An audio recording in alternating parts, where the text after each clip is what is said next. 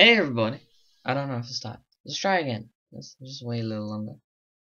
Hey everybody! I don't know.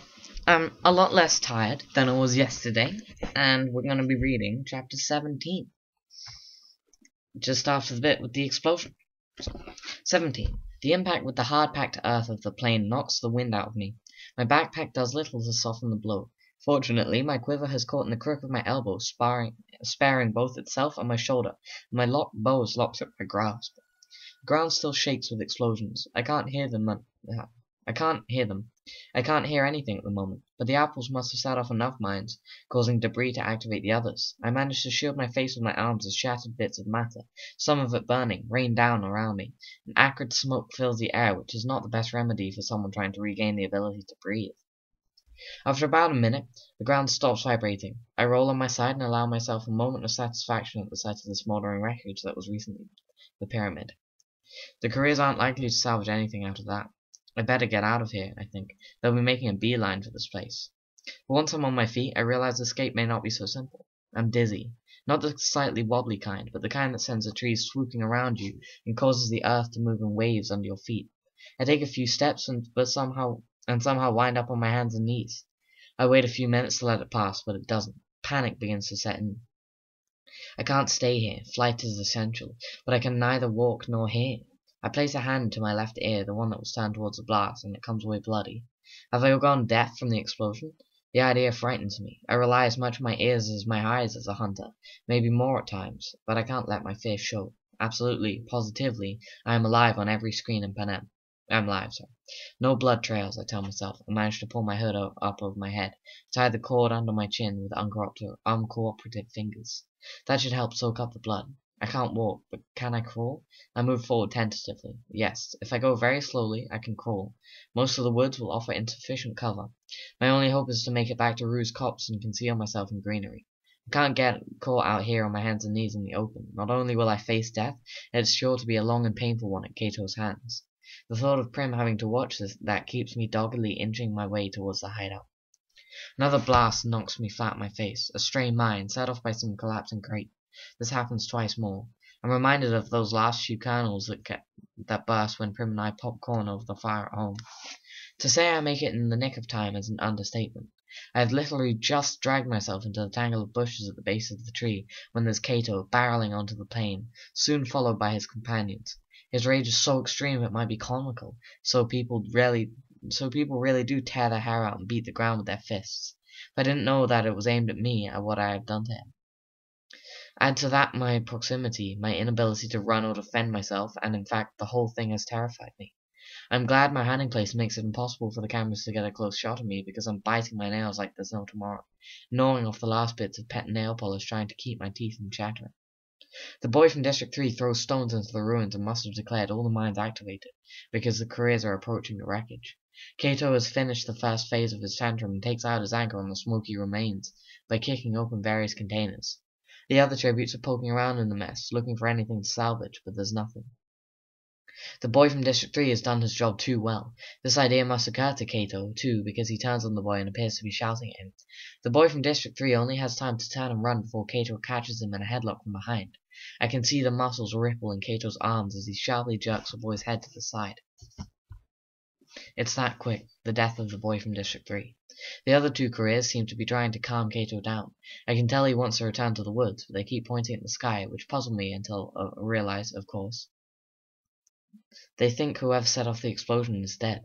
They don't know about the arrows and the apples. They assume the booby trap was faulty, but that the tribute who blew up the supplies was killed doing it. If there was a cannon shot, it could have easily been lost in the subsequent explosions. The shattered remains of the thief removed by hovercraft. They retire to the far side of the lake to allow the game makers to retrieve the body of the boy from District 3, and they wait. I suppose a cannon goes off. A hovercraft appears and takes the dead body. The sun dips below the horizon. Night falls. Up in the sky, I see the seal and know the anthem must have begun. Moment of darkness. They show the boy from District 3. They show the boy from District 10, who must have died this morning. Then the seal reappears. So, now they know. The bomb has survived. In the seal's light, I can see Cato and the girl from District 2 put on their night vision glasses. The boy from District 1 ignites a tree branch for a torch, illuminating the grim determination on all their faces. The careers stride back into the woods to hunt. The dizziness has subsided, and while my left ear is still deafened, I can hear a ringing in my right, which seems a good sign. There's no point in leaving my hiding place, though. I'm about as safe as I can be here at the crime scene. They probably think that the bomber has a 2 or 3 hour head lead on them. Still, it's a long time before I risk moving. The first thing I do is dig out my own glasses and put them on, which relaxes me a little to have at least one of my hunter's senses working. I drink some water and wash the blood from my ear, fearing the smell of meat will draw unwanted predators. Fresh blood is bad enough. I make a good meal out of the greens and roots and berries and ruin I gathered today. Where is my little ally? Did she make it back to the rendezvous point? Is she worried about me? At least the sky has shown we're both alive. I run through the surviving tributes on my fingers. The boy from 1, both from 2, Foxface, both from 11 and 12. Just 8 of us. The betting must be getting really hot in the capital. They'll be doing special features on each of us now, probably interviewing our friends and families. It's been a long time since a tribute from District 12 have made it into the top 8. And now there are 2 of us. Although from what Cato said, Peter's on his way out. Not that Cato's the final word on anything. Didn't he just lose his entire stash of supplies? Let the 74th Hunger Games begin, Cato, I think. Let them begin for real. A cold breeze has sprung up. I reach for my sleeping bag before I remember I left it with Rue. I was supposed to pick up another one, but what with the mines out and all, I forgot. I begin to shiver, since roosting overnight in a tree isn't sensible anyway. I scoop out a hollow under the bushes and cover myself with leaves and pine needles. I'm still freezing. I lay my sheet of plastic over my upper body and position my backpack to block the wind. It's a little better. I begin to have more sympathy from the girl from District 8 who lit the fire that first night. But now it's me who needs to grit my teeth and tough it out until morning. More leaves, more pine needles. I pull my arms up inside my jacket and tuck my knees up to my chest. Somehow, I drift to sleep. When I open my eyes, the world looks slightly fractured, and it takes a minute to realize that the sun must well be up, and the glasses fragmenting my vision. As I sit up and remove them, I hear a laugh somewhere near the lake and freeze. The laugh's distorted, but the fact that it registered at all means that I must be regaining my hearing. Yes, my right ear can hear again, although it's still ringing. As for my left ear, well, at least the bleeding has stopped. I peer through the bushes, afraid the careers have returned, trapping me here for an indefinite time. No, it's Foxface, standing in the rubble of the pyramid and laughing. She's smarter than the careers, actually finding a few useful items in the ashes. A metal pot, a knife blade. I'm perplexed by her amusement until I realize that with the career stores eliminated, she might actually stand a chance. Just like the rest of us. It crosses my mind to reveal myself and enlist her as a second ally against that pack, but I rule it out. There's something about that sly grin that makes me sure that befriending Foxface would ultimately get me a knife in the back. Well, with that in mind, this might be an excellent time to shoot her, but she's held something, not me, because her head turns away towards the drop-off, and she sprints to the woods. I wait. Nothing shows up. Still, if Foxface thought it was dangerous, maybe it's time for me to get out of here too. Besides, I'm eager to tell Rue about the pyramid. Since I have no idea where the careers are, the route back to the stream seems as good as any. I hurry, load a bow in one hand, Uncle Cold Grousling in the other, because I'm famished now, and not just for leaves and berries, but for the fat and protein in the meat. The trip to the stream is uneventful. Once there, I refill my water and wash, taking particular care with my injured ear. Then I travel uphill, using the stream as a guide. At one point, I find boot prints in the mud along the bank. The careers must have been here, but not for a while. The prints are deep because they were made in soft mud, but now they're nearly dry in this hot sun. I haven't been careful enough with my own tracks, counting on a light tread and the pine needles conceal my prints. Now I strip off my boots and socks and go barefoot up the stream. The cool water has an invigorating effect on my body, my spirits. I shoot 2 fish, easy pickings in the slow-moving stream, and go ahead and eat one raw even though I've just had gruesling. The second I'll save for Rue. Gradually, subtly, the ringing in my ear diminishes until it's gone entirely. I find myself pawing at my left ear periodically, trying to clean away whatever deadens its inability to collect sounds. If there's improvement, it's undetectable. I can't adjust the deafness in the ear. It makes me feel off balance and defenseless to my left. Blind, even. My head keeps turning to the injured side as my right ear tries to compensate for the wall of nothingness, where yesterday there was a constant flow of information. The more time that passes, the less hopeful I am that this is an injury that will heal. When I reach the site of our first meeting, I feel certain it's been undisturbed. There's no sign of Rue, not on the ground or in the trees. This is odd. By now she should have returned, as it's midday. Undoubtedly she spent the night in a tree somewhere. What else could she do with no light in the careers with their night vision glasses tromping around the woods? And the third fire she was supposed to set, although I forgot to check for it last night, was the furthest from our sight of all. She's probably just being cautious about making her way back. I wish she'd hurry, because I don't want to hang around here too long. I want to spend the afternoon traveling to high ground, hunting as we go, but there's really nothing for me to do but wait.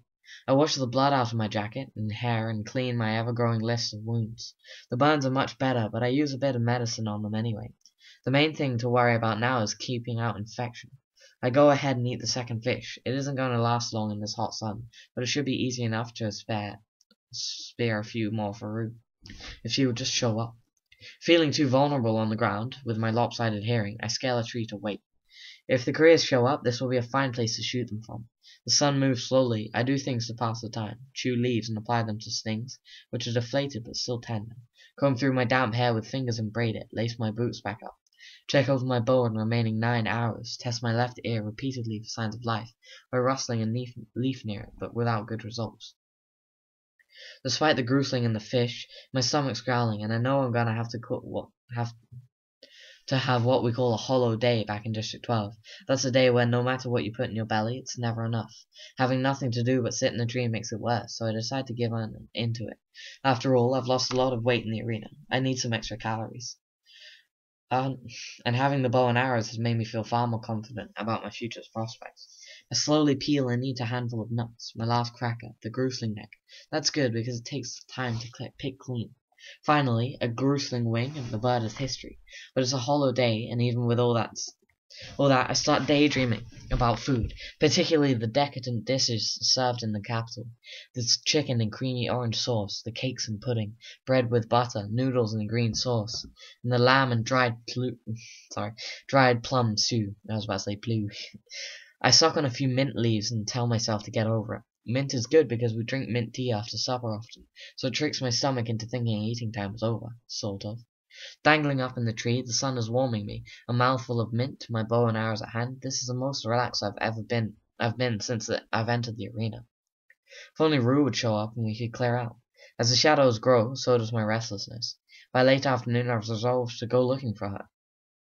I can at least visit the spot where she set the third fire and see if there are any clues to her whereabouts.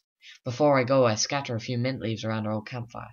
Since we gathered these some distances away, Rue will understand I've been here, while they'll mean nothing to the careers. It's less than an hour. I'm at the place where we agreed to have the third fire, and I know something has gone amiss. The wood has been neatly arranged, expertly interspersed with tinder, but it has never been lit. Rue set up the fire, but it never made it back here. Somewhere between the